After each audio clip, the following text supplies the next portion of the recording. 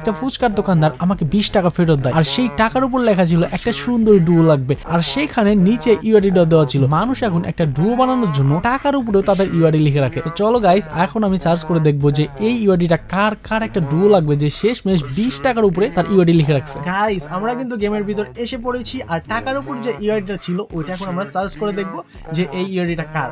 ও মাই god guys, দেখো এটা একটা ভিভাস প্লেয়ারের ইউআইডি। মানে ভিভাস প্লেয়ারের কি এতই অধপতন হয়ে গেল যে সে এখন টাকার উপরে তার ইউআইডি লিখে রাখছে যে একটা ডুও লাগবে এই জন্য। গাইস চলো আমরা এখন তাকে অ্যাড দিয়ে রাখি, সে যখন অনলাইনে আসবে তার সাথে উড়াধুরা মজা হবেই।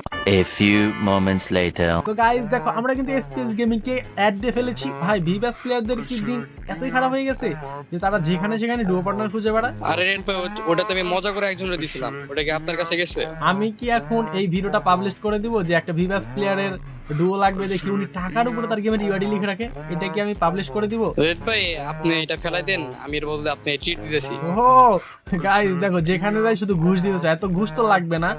আমি জানতে চাইছি কেন ডুও লাগবে যার জন্য শেষমেশ টাকার উপরে ইউআইডি লেখা হয়েছে। আর রেড ভাই, আমার তো একটু বেশি ভাবলোই তো, এই জন্য টাকার উপরে আমার গেমে ইউআইডি লেখা রাখছিলাম, আচ্ছা আচ্ছা, যাতে অন্য একটা ডো বানাই আর একটু সাহায্য করতে পারি। ওকে ওকে, বুঝতে পারছি।